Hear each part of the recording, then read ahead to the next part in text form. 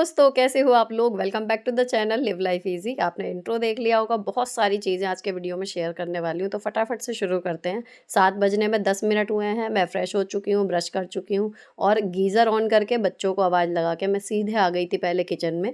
जो pre preparation round रहता है जिसमें मलाई निकाल के रखी जाती है, या फिर अब ये नया रिचुअल है पानी गर्म करके पीना। इसके अलावा कोई चीज़ ऐसी है जिसमें उबाल के सीटी लगानी है या भिगो के रखने वाली चीज़ है, वो कर देते हैं। तो आज मैं बनाने वाली हूँ आलू की पूड़ी। तो आलू की पूड़ी के लिए मैंने एक तरफ आलू उबलने रखे हैं। इतने आलू उबलने रखे धो के, इतने पानी पीने वाला गर्म हो गया। आराध्या को पसंद नहीं आ रहा है ये पानी पीना, वो नहीं पीती। फोर्स करो तो भी आधा कप ही पीती है। तो अभी 3 कप हमने ले लिया, मैं, इसके डैडी और आरोही। इधर आलू में सीटी लग रही हैं और उधर मैंने नमक का ढीला आटा गूंथ लिया। हाथ से बनानी हो या बेल के बनानी हो, जब भी भरवा पूड़ी बनाओ पटक के बिल्कुल स्मूथ इलास्टिसिटी वाला आटा होना चाहिए। अगर टाइम है तो ज़्यादा पटकने की ज़रूरत नहीं पड़ती है। उसको मैंने सेट करके रख दिया और कुकर में सीटी आ गई थी इतने 3-4। गैस बंद करके पानी पी लिया और तुरंत लग गई थी मैं सुबह की जो बासी घर वाली झाड़ू होती है वो लगाने में, ताकि बच्चों के जाने से पहले झाड़ू लग जाए। और झाड़ू में मुश्किल से 5 मिनट लगते हैं, 5 मिनट लग जाते हैं बाहर की जो लॉन के पास का एरिया है उसकी डस्टिंग में, पानी डालने में। समझिए 10 मिनट का ये रिचुअल अगर आप फॉलो कर लेते हैं डेली, आपके यहाँ मेड लग रही है तो भी, नहीं लग रही है तो भी, एक घर की निगेटिविटी सी निकल जाती है। और सबसे बड़ी बात, आप एक्टिव मोड में आ जाते हो। जैसे ही आप घर की क्लीनिंग, किसी भी चीज़ के हिस्से की क्लीनिंग करना शुरू करोगे ना, तो ऑटोमेटिकली एक वाइब क्रिएट हो जाती है, तो आप वर्किंग मोड में आ जाते हो। अब सफाई करके हाथ धो के मैं सीधी आ गई थी किचन में, क्योंकि बच्चों का नाश्ता प्रिपेयर करना है। उसके बाद ही मैं नहा पाऊंगी, क्योंकि अभी बाथरूम बिजी रहता है। इस टाइम पे बच्चे नहाते हैं, फ्रेश होते हैं। अगर आपको नहा के ही खाना बनाना है, या फिर ये है कि पहले नहा ही लें ताकि नाश्ता फटाफट से मिल जाए, तो फिर आपको उनसे पहले उठना पड़ेगा बच्चों के टाइम से, ताकि आपको पहले बाथरूम मिल जाए। आप पहले नहा लो एंड देन सारे काम सिस्टमेटिक वे में चले। नहीं तो ये है कि अभी बच्चों का कर दीजिए, उसके बाद फिर आप अपना नहा के पूजा करके तब नाश्ता कर लो। अब जो आलू घिसे थे उसमें मैंने नमक, मिर्च, धनिया, थोड़ा सा जीरा पाउडर डाला है और हरी धनिया डाली है, मिर्च काटी है। फटाफट से आलू की पिट्ठी तैयार हो गई। अब जो आटा हमने भिगो के रखा था वो काफ़ी हद तक सही हो गया है इतनी देर में। थोड़ा सा तेल मैंने कढ़ाई में से ही डाल लिया परात में। और इस आटे को अब ज़्यादा मलने की ज़रूरत नहीं है, ये ऑटोमेटिकली सही हो जाता है इतनी देर में। थोड़ा सा तब पटक के आप रख दो ढक के। उसके बाद इसमें 1 से 1.5 चम्मच आप आलू का भरता भर लो, बिल्कुल नहीं फटेगी। और हाथ से ही पटक के बना लो। लेकिन अगर हाथ से आपको दिक्कत आती है तो इस टाइम इसकी कंडीशन ये है कि आप चौकी बेलने पे बेल के भी बनाओगे तो आलू की पूड़ी आपकी बिल्कुल सही से बन जाएगी, फटेगी नहीं। ठीक है। अब मैंने फटाफट से आलू की पूड़ियाँ जो हैं वो रेडी हो गई थी, उतारनी शुरू कर दी। मेरे हस्बैंड आ गए थे किचन में। बच्चों ने एक एक पूड़ी खाई है और बाकी 2-2 उनके टिफ़िन में हमने पैक कर दी हैं। अब नाश्ता पूरा अभी बना दूंगी। चाय चढ़ गई है एक तरफ और मेरी चाय ढक के रख दी जाएगी। बच्चे चले गए थे उसके बाद नाश्ता करके स्कूल। मैं नहा के आ गई थी। अगर आपके पास पूरा तैयार होने का टाइम नहीं भी है तो स्किन केयर वाले काम आप उसी टाइम ज़रूर कर लें, ताकि आपकी स्किन अच्छे से एब्जॉर्ब कर ले उन सारी चीज़ों को। उसके बाद पूजा में पूरी सफाई नहीं भी कर पाते तो पुराना दीपक, बासी फूल, ये सब आप हटा दो। थोड़ा नया दीपक, नए फूल लगा के जल चढ़ा दो तुलसा जी में, अगर टाइम है। इतना ही काफ़ी हो जाता है अगर बिल्कुल भी नहीं कर पाते तो। ऊपर से आते टाइम मैं ले आई थी कॉटन की बेडशीट, अब वुलन बेडशीट हटा दी है। और अब मैं आपको दिखाऊंगी कमाल। ये बिल्कुल फ्रेश बेडशीट मैंने अभी बिछाई है। और अब इसमें देखना बेड वैक्यूम क्लीनर से कितनी मिट्टी निकलती है, ये मुझे चेक करना है। इसकी मैंने वीडियो देखी थी एंड रिजल्ट वॉज शॉकिंग।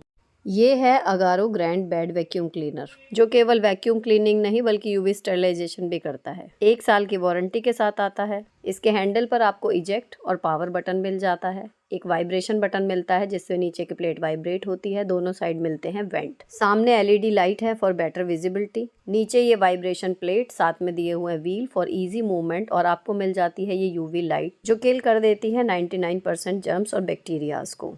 ये आता है एक मजबूत और स्टर्डी हैंडल के साथ जो बहुत ही ईजिली इसको यूज़ करने में मदद करता है। इसके डस्ट टैंक को रिमूव करने के लिए इजेक्ट बटन दबाएं, ये निकल जाएगा। उसके बाद ढक्कन रिमूव कर लें। फिर ये हैपा फिल्टर है। इस तरीके से सारे पार्ट्स अलग हो जाएंगे। अब इनको रीअसेंबल करने के लिए इसमें नॉच का निशान दिया हुआ है, उसकी मैचिंग करके आप फिट करते जाएंगे। पहला यूनिट, उसके बाद हैपा फिल्टर, देन इसका ढक्कन। सारे अटैचमेंट्स वापस लगा के लॉक कर लेंगे, उसे मेन यूनिट में जोड़ लेंगे, पावर बटन दबाएंगे और ये मशीन स्टार्ट हो जाएगी। बहुत ही ईजिली ये बेड या सोफे की हर तरीके की गंदगी को खींच लेती है। जब आप इसकी क्लीनिंग करते हैं तो जैसे ही बेडशीट या गद्दे या सोफे के के संपर्क में मशीन आती है, यूवी लाइट ऑटोमेटिकली ऑन हो जाती है। इस मशीन को यूज़ करने की डायरेक्शन इसी तरह रहेगी, ऊपर से नीचे की तरफ, और अपनी स्पीड थोड़ी स्लो रखेंगे ताकि यूवी लाइट्स आराम से काम कर सकें। बिल्कुल जमी हुई गंदगी को भी निकाल लेता है क्योंकि इसमें वाइब्रेशन बटन है। जैसे ही आप उसको ऑन करते हो वो नीचे जो भी है गद्दा, सोफ़ा, बेडशीट, उसको हल्का सा वाइब्रेट करता है, जिससे चिपकी हुई धूल भी छूट जाती है और वो ईजिली उसको वैक्यूम के ज़रिए खींच लेता है। ये वाला पार्ट वाइब्रेट होता है जिसकी वजह से हम अपने मैट्रेसेस, पिलो और कुशन्स इनको ईजिली अंदर तक क्लीन कर सकते हैं। बिल्कुल अंदर से भी ये गंदगी को, धूल को, डस्ट माइंस को, बग्स को खींच लेता है बिल्कुल बढ़िया तरीके से। अच्छी खासी लंबी कॉर्ड की वजह से इसको आप पूरे बेड पर आसानी से यूज़ कर सकते हो। अब इसको जब क्लीनिंग का काम निपट जाए तो दोबारा से डिटैच करना है। और जब मैंने इसको रिमूव किया ना, आई वॉज शॉक्ड क्योंकि मैंने बिल्कुल अभी फ्रेश चादर बिछाई थी। And look at the dust. ये कोई कई दिन की गंदगी नहीं है, जो बिल्कुल साफ़ कहना चाहिए। मुझे लग रहे थे कि गद्दे हैं, चादर है, उनमें से इतनी निकली है सिर्फ बेड पे से। तो अगर कंबल या सोफ़े की बात करूँ तो शायद ये बहुत ज़्यादा होगी क्वांटिटी। और जो पन्नी में गई है उसके अलावा देखो इन कंटेनर्स पे जो लगी हुई है इतनी बारीक धूल, जो आपको दिखाई तो नहीं देती, लेकिन आपके और आपकी फैमिली की हेल्थ पर उसका नेगेटिव असर ज़रूर दिखाई देता है। तो बाकी के पार्ट्स तो आप धो के अच्छे से क्लीन करके सुखा के रख सकते हो। हैपा फिल्टर को आपको ड्राई ही साफ करना है, एक साफ सूखे कपड़े से पोंछ दीजिए। तो आपको भी अपने साफ दिखने वाले बेड को अगर एक्चुअली क्लीन करना है तो इस प्रोडक्ट का बाइंग लिंक डिस्क्रिप्शन में है, चेक कर लेना। अब चलते हैं जो मुझे समझ में आता है, आपका सबसे इंटरेस्टिंग पार्ट जो आपको देखना होगा कि मैं सामने वाले बालों की कटिंग कैसे करती हूँ। ठीक है, तो आपको फ्रंट के थोड़े से सेक्शन बालों का ले लेना है। अगर आपकी पहले से कटिंग हुई है तो काम आसान है। जो छोटे बाल हैं बस उनको आप एक साइड आगे निकाल लो अच्छे से। लेकिन अगर बिल्कुल कटिंग नहीं हुई है तो बहुत थोड़े से बाल आगे के लेना, इफेक्ट उतना ही आ जाएगा। उनको अच्छे से कॉम्ब करके सुलझा के, चाहो तो एक रबर बैंड भी लगा सकते हो। और अगर पहली बार काट रहे हो खुद, तो इनकी लेंथ जो है जहाँ पर आप कैंची लगाओगे कम से कम अपनी नाक की सीध में रखना, इससे ऊपर बाल मत करना। क्योंकि इतनी कटिंग में ऐसा है कि अगर आपको लगा ना कि आपके ऊपर अच्छे नहीं लग रहे या कुछ गलत लग रहा है, तो ये इतने बड़े होते हैं कि कान के पास आ जाएंगे या छोटी सी पिन में कैरी हो जाएंगे। इससे ऊपर वाले ये है कि गड़बड़ हो गई तो फिर सुधारना मुश्किल होता है। और ये वाली लेंथ बिल्कुल सुंदर लगेगी ना, आप ऐसे लगोगे कि एकदम से कट गया। तो नाक की लंबाई तक देख लो कि वहाँ तक आ जाए। उसके बाद आप इनको बालों को स्ट्रेट पकड़ो एंड आपको स्लैंटिंग लाइन काटनी है। जहाँ से राइट साइड की तरफ, अगर आप राइट हैंडेड है, राइट साइड की तरफ से आप काटना शुरू करोगे ना, वहाँ पर स्टार्टिंग होनी चाहिए उतनी लेंथ पे जहाँ तक आपकी नाक की जो सीध आ रही है। उसके बाद बस काटते जाओ। देखो कैंची भी टेढ़ी है ना, और ऐसे ही कटिंग चल रही है। धीरे धीरे नीचे की तरफ जैसे जैसे जाती जा रही हूँ उसको बढ़ाते जा रहे हैं। ठीक। अब इसको जब आपके बीच की मांग जैसे निकलती है उतने बाल आ जाएंगे, आपकी आंखों के ऊपर भी आएंगे। तो बहुत संभाल के अपना धीरे धीरे टेढ़ा ही हाथ रखना है और धीरे धीरे एक एक लट बाल की काटते जाना है। अब देखो ये साइड के आपको दिख रहे हैं ना लंबे, इनको मैंने फिनिशिंग इसीलिए नहीं दी क्योंकि आंखों पे बाल आ चुके हैं। ये ऐसे हैं बाल कि मैं पूरी तरीके से इनको चेहरे पे से यहाँ से हटा के बाद में भी कट कर सकती हूँ। अब यहाँ से जो नीचे की साइड आपको जिगजैग जिगजैग जिगजैग ऐसे ही कैंची चलानी है ताकि वो एकदम से हार्श कटिंग ना नज़र आए, ऐसे ना लगे कि घर पे ही काटे हुए हैं। ठीक। और ये देखो कैसे एकदम कर्व सा आ गया ना इतना कटते ही। अब ये जो साइड की एक लंबी लट बची है इसको अब मेरे को दिखाई दे रही है स्पष्ट, और इसको मैंने इस तरीके से काट दिया।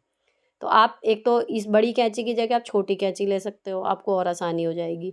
दूसरी चीज़ जो लेंथ है वो जैसे मैंने बताया ना कि अपनी नाक की लंबाई के बराबर, इससे छोटी मत लेना। तो आराम से आपके पास ऑप्शन रहेगा कि ठीक हो गया तो भी ठीक, नहीं हो गया तो भी वो ठीक ही लगेगा। अब जो एक्स्ट्रा लेंथ कहीं कहीं नज़र आ रही है बालों की उसको काट लो। ठीक। और जब लगे कि हाँ लेंथ अब मेरी पूरी अच्छी जितनी मुझे काटनी थी उतनी मैं काट चुकी हूँ, उसके बाद इधर साइड के बालों पे भी जिगजैग जिगजैग कैंची चला दो। ये जो जिगजैग वाला मैं बता रही हूँ ना, इस स्टेप से आपके बाल एकदम हार्श कटिंग वाले नहीं लगते, नीट लगते हैं, प्रोफेशनल कट सा लगता है। अब ये हो गए। ठीक है। अब ये एक साइड के ऊंचे एक साइड के नीचे, आप सोच रहे होंगे कि ये क्यों है। देखो अगर ये बीच की मांग काढ़ी तो देखो इस तरीके से लग रहे हैं, बुरे तो अब भी नहीं लग रहे। ठीक। अब अगर इसका असली जादू देखना है ना तो देखना टेढ़ी मांग में जब मैं निकालूंगी। पहले तो ये स्टेप हो गया। अभी ये लंबे हैं और उसके जब मेरा शूट ख़त्म हो गया था उसके बाद मैंने सोचा कि बहुत दिन हो गया मेरे को इतने लंबे बाल रखे हुए, मैंने इस वाली साइड के थोड़े से और छोटे भी कर लिए थे। लेकिन फाइनल लुक भी आपको दिखाऊंगी क्या है, तो वो आपके हाथ में है। एक बार बड़े हों तो छोटे कर सकते हो, लेकिन ज़्यादा छोटे एक बार में काट दिए तो बड़े नहीं होते। अब जैसे ही आप निकालते हो साइड पार्टीशन, अब देखो ये इधर के लंबे हैं, ये भी एक अच्छा सा लुक आ रहा है। और अगर आपको नहीं भी पसंद आप इसको कान के पीछे कर सकते हो। ठीक है? अपने आप देखो बिना रोल करे, बिना कुछ करे वो अपने आप ही ट्विस्ट हो रहे हैं उस तरीके के। एंड ये वाला साइड देखो, कितना सुंदर। बाल हल्के हों, आपका फेस कट कुछ भी हो, ये मैंने कई लोगों के बालों पे करा, हर एक के मुँह पे सूट करता है। इस तरीके का हेयर स्टाइल है ये, और बिल्कुल बढ़िया-सा आप मतलब मिनटों में समझ लो 5 से 7 मिनट लगेंगे, और आपके बालों पे कोई रिस्क भी नहीं है कि हाँ जी, मेरे बाल खराब हो जाएँगे इसके बाद या कुछ और। बहुत छोटे पोर्शन पे आप हाथ अपना चला रहे हो, ठीक है? तो ये हो गया जी हमारा हेयर कट, और मैं हो गई खुश। मैंने कई महीने बाद किया है, अभी शादी में सोच रही थी, लेकिन इसीलिए नहीं किया था कि कई बार हेयर स्टाइल लंबे बालों वाला चाहिए होता है, तो मैंने नहीं किया था शादी में। उसके बाद फिर मैंने ये शूट करा। ये वाला मैंने आपको मैरून वाला शायद पिछली बार दिखाया था। अब इसको मेरे को जब इस जैसे ही मैंने ट्राई करा ना, इसकी फिटिंग देख के मुझे बस ये लगा कि इसको साड़ी के ऊपर पहने तो मज़ा आ जाएगा। मैंने तुरंत इसको साड़ी के ऊपर ट्राई करा, और ये इंस्टाग्राम की रील शूट मैं कर रही थी इसके बाद, और ये बहुत ही बढ़िया लगा, मतलब मैं स्कूल पहन के जा सकती हूँ, ऐसा है ना?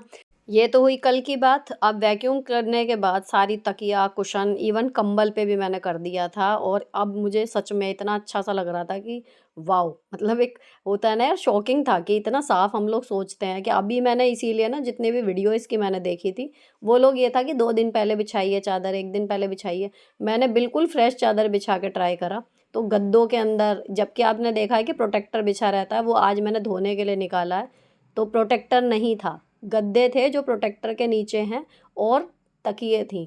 इतने में ये जो मैंने आपको दिखाई धूल वो निकली है, सोचो। अब बेडशीट और वो जो था प्रोटेक्टर, वो मैंने इसमें धो दिया है। प्रोटेक्टर को मैं मशीन में ही धोती हूँ और डेली वॉश पे ही धोती हूँ। इतने साल हो गए इसके कोने की इलास्टिक को छोड़ दें तो कुछ भी ख़राब नहीं हुआ। अब इससे पहले कि मेरा काम निपट गया है ये सोच के मैं खाली बैठूँ और फ़ोन की स्क्रॉलिंग में मुझे पता ही ना चले मेरा कब का 1 डेढ़ घंटा निकल गया, तो बैठने से पहले मैं एक्स्ट्रा काम ज़रूर निकाल के अपना रख देती हूँ। तो जैसे आज मैंने निकाल दी ये साड़ी, इसके फॉल पीको मुझे करना है। लेकिन साड़ी का काम करने से पहले एक बार मैं आई किचन में, क्योंकि वहाँ पे लगेगी थोड़ी बहुत देर, इतने लंच की तैयारी कर दूँ। प्लान सुबह ही कर लिया था, तो दाल चावल मैंने निकाल के रखे थे, अब धो के रख दिए हैं, भीग जाएँगे ये इतनी देर, और मलाई निकाल ली है जिसने बहुत ही छींटा-कसी मेरे ऊपर कर दी। पता नहीं किस तरीके से ये आई है कि एकदम से नीचे गिरी। तो हो गया मेस थोड़ा-सा यहाँ पे स्लैब पे, लेकिन ये है कि कपड़े बच गए, शुक्र है। अब यहाँ पर इसको मैंने थोड़ा-सा चला के, अभी बहुत ज़्यादा ठंडी है अभी भी, इसको चला के रख दिया है। ये थोड़ा-सा टेम्परेचर इसका सेट हो जाएगा, उधर दाल-चावल भीग जाएँगे। जब मैं खाना बनाने जाऊँगी तभी मलाई निकाल लूँगी, और अब मैं कम से कम 1 से डेढ़ घंटा अपना साड़ी का काम कर सकती हूँ। अब आप सोचो अगर मैंने ये साड़ी पहले ना निकाल के रखी होती वहाँ से जाने के बाद, तो सुबह से लगे-लगे ये टाइम आ गया। यही होता ना कि भई हम जाके वहाँ पर आराम से लेटेंगे या सोफ़े पे बैठेंगे, और हम फिर इंस्टाग्राम ये सब चीज़ें देखेंगे, और उसमें टाइम चला जाएगा खूब। लेकिन अब ऐसा नहीं होगा, क्योंकि मुझे एग्ज़ैक्टली पता है कि मुझे क्या करना है। तो ये ट्रिक हमेशा आपका टाइम वेस्ट होने से बचाएगी। जब एक काम निपटे तभी आराम करने से पहले दूसरे काम की स्टार्टिंग निकाल के रख दो कि हाँ, ये मुझे करना है, फिर वो हो जाएगा शुरू। पीको करने के लिए किनारे पे अगर टेढ़ी-मेढ़ी है लाइनिंग कपड़े की, तो पहले मैंने उसको काट के अलग कर लिया। अब बिल्कुल स्मूथ हो गया है, उसके बाद करना कुछ नहीं है, मैं 2-4 टाँके आपको खड़े होके कैमरे के पास ही दिखा देती हूँ। हल्का-सा इसको बस ट्विस्ट करना है, उल्टी साइड है ये साड़ी की, आगे की तरफ घुमाना है, और जिस तरीके की ये साड़ी है, ये तो बहुत ईज़िली हो जाती है। जो जॉर्जेट या शिफॉन होते हैं, उनमें थोड़ा-सा डेलिकेट कपड़ों में इस तरीके का रोल बनाने में दिक्कत आती भी है। लेकिन ये वाले तो बहुत आसानी से हो जाता है, जो थोड़ा-सा स्ट्रक्चर्ड कपड़ा रहता है। बस हल्का-सा इसको ट्विस्ट करो, रोल दिखता है ना जैसे पीको में वैसा, और बैक साइड से सुई लेनी है। अब मैं आराम से बैठ के पैरों के बीच में दबा के, जो कैमरे पे स्पीड दिख रही थी ना उससे कहीं गुना ज़्यादा रहती है, और नीटनेस भी आती है इस तरीके से पैरों में दबा के। अब मैं वही जो आपको टाँके दिखाए हैं कि बैक साइड से सुई अंदर जाएगी एंड इधर से निकलेगी, और स्लैंटिंग टाँके आपके बनते जाएंगे। एक साइड का जब पूरा हो जाएगा ना, देखो ये इस तरीके का नज़र आएगा, ठीक है? अब जब पलट के आओगे तो जो स्लैंटिंग लाइन आप बनाते हुए गए थे उसी का क्रॉस बनाते हुए आपको अब सामने की तरफ से सुई डालनी है, और आपकी पीको वाला डिज़ाइन रेडी हो जाएगा। देखो बनता जा रहा है ना, तो ये इस तरीके से बन जाएगी बिल्कुल बारीक हाथ की। तो ऐसे आप मशीन पे करवा ही सकते हो, लेकिन अगर आपको इच्छा है या शौक है सिलाई विलाई का थोड़ा सा, मुझे जैसे पर्सनली पसंद है खुद अपने हाथ से कर लेना जितना हो पाए, और जब भी ये डिब्बा खुलता है तो मुझे बड़ा एंथुजियाज्म सा आ जाता है कि हाँ मैं सिलाई कर लूँ, कुछ बना लूँ, लेकिन अब पॉसिबल हो नहीं पाता। अब ये पीको ही हो पाई थी, और एक तरफ की मैंने तुरपाई कर दी थी। अब मैं आ गई थी किचन में, क्योंकि टाइम हो गया था, लगभग 1 बजने वाला है। 2 से ढाई के बीच में, 2:15 से ढाई के बीच में बच्चे आते हैं, तो अब मुझे तहारी छोंकनी है, ठीक है। लेकिन तहारी में मुझे बस चॉपिंग करनी है, उतना ज़्यादा टाइम लगना नहीं है, गरम-गरम रहेगी। तो पहले मैंने मलाई को देखा, क्योंकि मलाई भी पहले देखो मैं इसमें ना चमचे से ही चलाती हूँ। कई बार इतना एप्ट टेम्परेचर हो जाता है कि चमचे से ही थोड़ा-सा चलाओ और मक्खन निकल जाता है। अगर मुझे लगता है कि टाइम लग रहा है तो फिर ब्लेंडर, और अगर मेरे हस्बैंड निकालते हैं इससे घी तो वो तो सीधे कढ़ाई में डाल के ही पका देते हैं, लेकिन उसके लिए बहुत देर तक खड़े रहना पड़ता है गैस में, तो वो मुझे बोझिल लगता है। मुझे ये ज़्यादा आसान लगता है कि पहले मैं निकाल लूँ मक्खन और उसके बाद उसको कन्वीनिएंटली अपने हिसाब से धो लूँ, अपने हिसाब से उसको पका लूँ। या फिर कई बार मक्खन चाहिए होता है तो भी आप इस प्रोसेस से जाओगे तो ही मक्खन आपको मिलेगा, सीधे पका दोगे तो मक्खन नहीं मिलेगा। अच्छा, इसे मैं स्टोर करती हूँ फ्रीज़र में और थोड़ा-सा दही लगा के रखती हूँ, तो जब इससे मट्ठा निकलेगा उसकी कढ़ी वग़ैरह बन जाएगी। मिनटों में समझ लो ये निकल गया, अब मक्खन अलग हो गया है, पानी अलग हो गया है जो उसका। इसको करके मैं रख दूँगी, इसको धोऊँगी बाद में। तो यहाँ मैंने 5 से 7 मिनट मलाई को दे दिए, उसके बाद फिर मैं अपना तहारी की चॉपिंग शुरू कर दूँगी, ताकि समय से खाना बन जाए। तो मैंने अपना यही छोटू सा चॉपर ले लिया है और इसमें फटाफट से प्याज टमाटर काटूँगी। बाकी की सब्जियाँ जो भी अवेलेबल हैं वो तहारी में डल जाती हैं। सर्दियों में इसी चीज़ का स्वाद आता है इस तरीके की, और कुछ दिन आ रही हैं ताज़ी मटर और ये सब, फिर धीरे धीरे वही फ्रोज़न मटर में उतना स्वाद आता नहीं है। तो मैंने पहले प्याज चॉप कर ली, उसके बाद टमाटर, और ये सारा करने के बाद फिर मैं निकाल लूँगी सब्जियों के बैग। मशीन का भी अलार्म बज चुका है, लेकिन क्योंकि मैं साड़ी का काम कर रही थी तो मैं बीच में छोड़ के नहीं गई हूँ। एक बार यहाँ पर सारा छोंक दूँ, उसके बाद फिर मुझे वो कपड़े फैला के आने हैं जो मैंने अभी सुखाए हैं। गोभी मैंने काट के रख रखी है इसमें मैश बैग में, तो इसमें से कुछ पीस मैंने गोभी के निकाल लिए। गाजर भी मैश बैग में रखी है, एक गाजर निकाल ली, इसको काट लेंगे बारीक बारीक। और मटर डल जाएगी, आलू डल जाएंगे, इतनी चीज़ें इसमें डल जाएंगी। अगर पनीर हो तो पनीर बाद में ऐड कर देते हैं, उस टाइम पे वो ज़्यादा घुट जाता है कुकर में, ठीक है। जो गोभी थी वो थोड़ी बड़े साइज़ की थी, इसलिए मैंने उसको थोड़े छोटे पीस में कर लिया है। और उसके बाद मैं काट दूँगी इसमें एक आलू। आलू बस एक ही डाल रही हूँ इसीलिए, क्योंकि सारी सब्जियां मिला के एक अच्छी सी रिच सी तहारी जो है वो बन जाएगी। अब सारी सब्जियां जब कट जाएंगी, एक बार मैंने इनको वॉश कर लिया था काटने से पहले, लेकिन अब इनको एक बार मैं और हल्का सा पानी में चलाऊंगी ताकि मटर वगैरह जैसे हैं वो धुल जाएंगी। अभी ये मटर नहीं धुली थी। अब मैंने छौंकना शुरू कर दिया। मैं तहारी छौंकती हूँ मेथी दाना से। मेथी दाना डाला, उसके बाद प्याज डाली, और ये जब भुन जाएगी तो फिर डाल देंगे टमाटर। लेकिन टमाटर डालने से पहले टमाटर में ही सारे मसाले जो हैं वो मैं मिक्स कर देती हूँ। अननेसेसरी मसाले अलग डाल के उसको भूनने का टाइम अलग से लगता है। बहुत ही जल्दी मिनटों में आपकी सब्ज़ी बन जाती है, और बिलीव करो टेस्ट में कोई फ़र्क नहीं पड़ता, बहुत बढ़िया बनती है स्वाद में। अब ये प्याज टमाटर और मसाले सब अच्छे से भुन गए हैं, इसमें हमने काटी थी जो सब्ज़ियाँ वो डाल देंगे, और सबसे एंड में डाल देंगे दाल चावल। जब मैं ये छौंक रही थी तहारी, उस टाइम पे मेरे हस्बैंड भी आ गए थे। अब ये सिंपल सी चीज़ है, लेकिन दिखाने का लॉजिक सिर्फ इतना है। अगर डिट्टो इसी तरीके से आप भी करते हो ना, तो मिनटों मिनटों के काम रहते हैं। 5 मिनट का कोई एक काम, 10 मिनट का कोई एक काम, 20 मिनट का कोई एक काम, लेकिन हम सोचने में उसका जो लगता है ना वो बहुत दिन लग जाते हैं। मतलब जब करो तो समझ में आता है कि इतने दिन से काम हमने छोड़ क्यों रखा था, ये तो यूं ही हो गया, है ना। तो ये साड़ी में फॉल लगाना, या फिर मलाई निकालना, या फिर आज बेड की डीप क्लीनिंग करनी है, ये सारे काम इसी तरीके के हैं कि हम रूटीन के काम तो कर लेते हैं, लेकिन कुछ भी एक्स्ट्रा हमें लगता है कि एक्स्ट्रा हम किसी दिन करेंगे, अब वो किसी दिन आता नहीं। तो उसकी बजाय ये है कि डेली का एक एक्स्ट्रा काम आप जोड़ लो। अगर आप होम मेकर हो तो बहुत आसान है उसके साथ शेड्यूलिंग करना, लेकिन अगर जॉब पे भी हो तो बहुत मस्ट है ये रूटीन कि आप एक एक्स्ट्रा काम रोज का जोड़ लें।